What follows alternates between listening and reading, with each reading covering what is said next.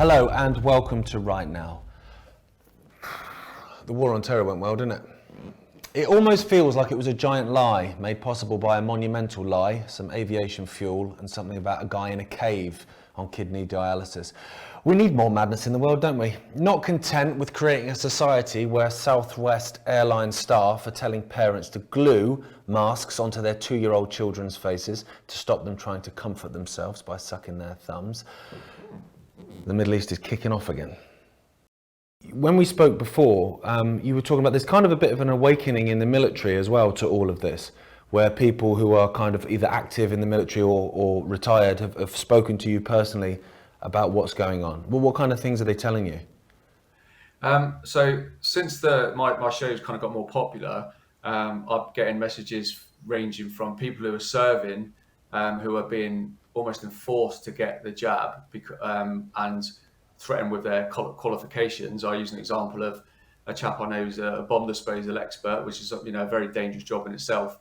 Was told that if he didn't get his jabs, then he wouldn't be able to deploy in his role, and if he didn't deploy, he wouldn't be entitled to his specialist pay. So I get messages like that, and then I get messages from really anxious parents whose young children are in the military, like 18, 19, 20 years old, are also being peer pressured and that into getting jabbed, and they're fully aware of like what it is, don't want it, and again are looking for a way out. Which shouldn't be happening in our armed forces. And then obviously there's people in the armed forces who are fully awake to what's going on, and it sickens them. And then obviously there's a very, very large number of veterans that disgusted with the manner in which the government that we've served over the years is acted on its own people, and are coming together in large numbers now to voice those opinions, because I truly believe as a body of people, there's no better and bigger body of people than battle-hardened veterans that want to have a stern word or show their voice to this government. But I am not optimistic regarding the situation in Afghanistan, because two major players are now having a major role in Afghanistan. They are big two elephants in the room. One, Turkey, and the second is Qatar. First, we have to remember Taliban opened its embassy in Doha in 2013. So since then, they were preparing for this transition. And two, Erdogan, which shares some of the values and ideology with Taliban, he says, we don't have any differences with Taliban, we are brothers in Islam, etc. And he wanna have control over the Kabul airport, and this is very serious. The airport represents a very sovereign. It's a sovereign institution, right?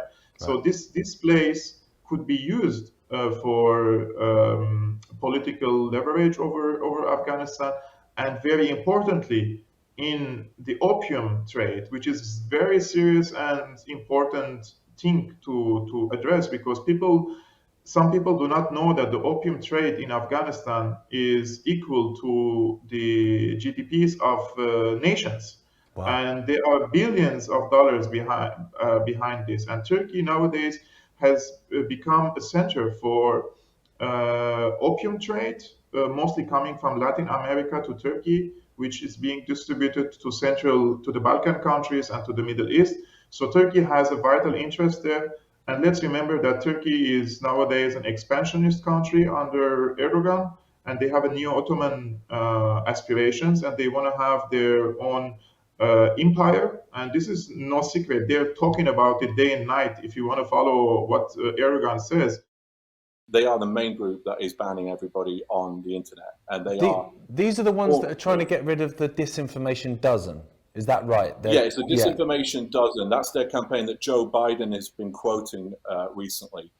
And so they were formed by, I did some research last year, and they were formed by Morgan McSweeney, who at the time was the campaign manager for Keir Starmer, the current leader of the Labour Party in the UK. And then when Keir Starmer was elected, he became the chief of the chief of staff. And now he's actually the #1 chief advisor to Keir Starmer. And so they've basically pretty much all the campaigning to ban anybody is going through them at the moment.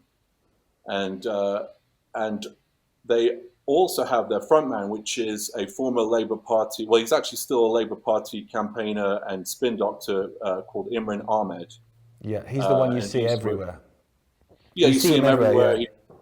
He was working with Angela Eagle. He's like a spin doctor for many Hillary Benn, many Labour Party MPs. But now he doesn't really mention that he is in the Labour Party. This is just from research, but he's pretty much everywhere. He's now, the Centre for Countering Digital Hate doesn't even have an address. They're just sort of a research group with a few people. But Ahmed, they have no address. They have pretty much everybody that's working for them is either an ex-banker. When I started talking about dietary health, that's when the game changed for me.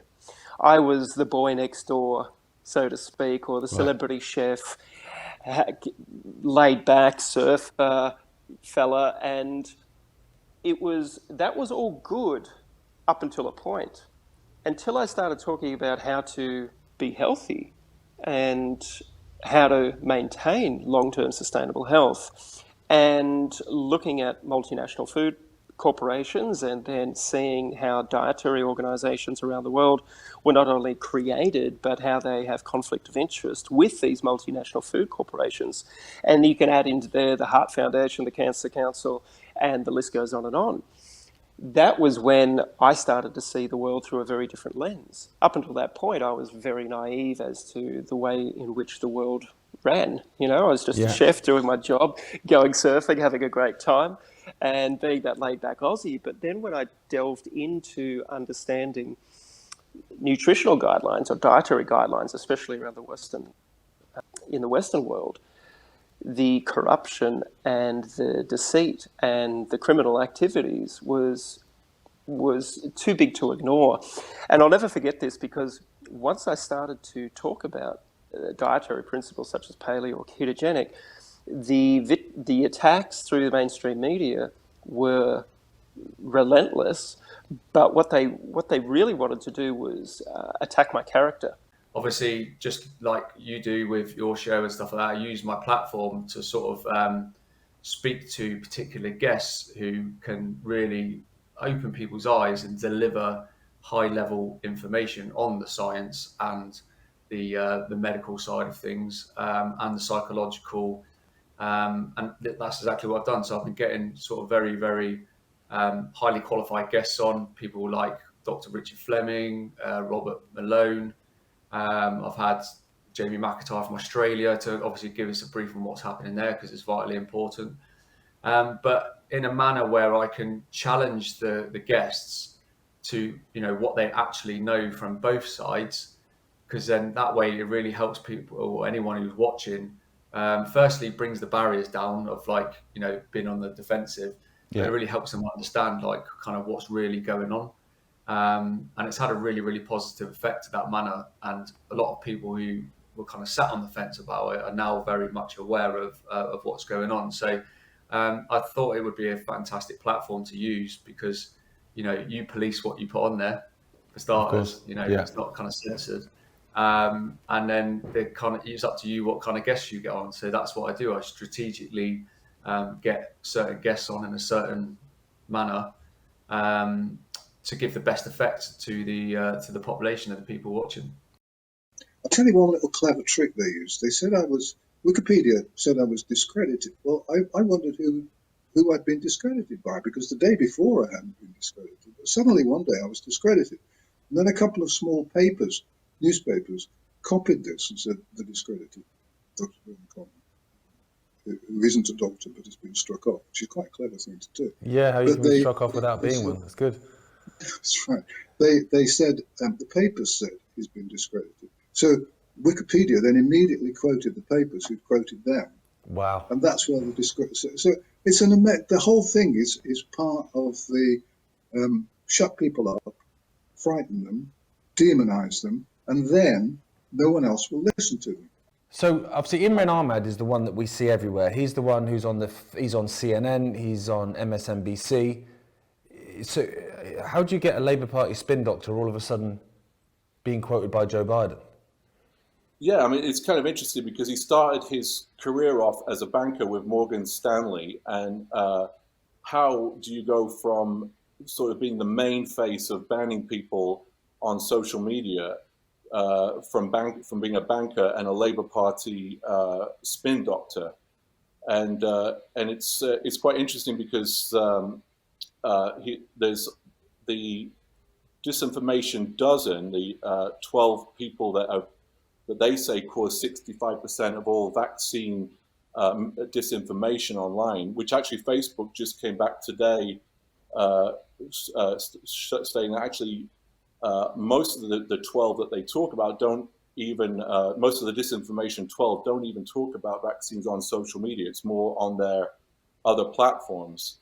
And for example, Robert Kennedy, Imran Ahmad's been talking about Robert Kennedy banning him from Instagram, where Kennedy doesn't even talk about vaccines on Instagram. He is talking about, poisoned water and, weed killer on vegetables and trying to save, kids from getting cancer. Yet he's being supposedly banned for something he's doing on another platform. But Imran Ahmad is really pushing this, and it's very interesting to me that it comes from the Labour Party pretty much, and it's kind of an interesting situation to see, like I say, bankers trying to cancel someone who's trying to protect water, to have clean water for children to drink, and he's being banned for something he's talking about, like as soon as he's found some information that might be interesting to people about vaccine issues. Let's remember that the United States left behind weaponry worth billions of dollars, and the Afghan army, they handed over all their weapons to Taliban. So they are very powerful now. There are two scenarios that we can expect. The first scenario is that Taliban would go to its root and act in a very violent and radical way and attempt to advance from Afghanistan into neighboring countries, because the term an Islamic Emirate, it's transnational, transborders, right? So they don't believe in national borders. So if they try to expand, it should be in the north of Afghanistan. This is my expectation, because this area is very vital for China and Russia. First, it's on the Silk Road of China, and two, it's the southern belt of Russia. So if that happens, the two superpowers or the growing superpowers may engage in this conflict. And if that happens, that means the United States has succeeded in forcing two big rivals to be in this quagmire and exhaust their economies in this unwinnable conflict against ghosts like Taliban. The second scenario is that Russia, Iran, and China could contain Taliban and strike deals and guarantee their financial interests in exchange for certain privileges for these countries. I suspect that Iran would have any role in this, because the Taliban truly despise the Shiites, right. So they consider them infidels, etc., etc. The really defining moment was when we released our film called The Magic Pill, which was on Netflix, and we had the head or the president of the Australian Medical Association at the time come out and say that it is a dangerous film and that it should be pulled from Netflix, and they tried to get it removed from Netflix globally. This is the Australian Medical Association's president. And it was madness. I was like, so my rebuttal to that was very simple. Can you prove that eating organic fruits and vegetables, holistically farmed animals, or land animals, and sustainable sea animals or seafood is detrimental to someone's health? Because that's all that movie was portraying. And we had anecdotal evidence from many different people and different walks of life. We filmed with the Indigenous Australian or the tribal Australians to show that how they used to live by hunting and gathering was the key to long-term sustainable health.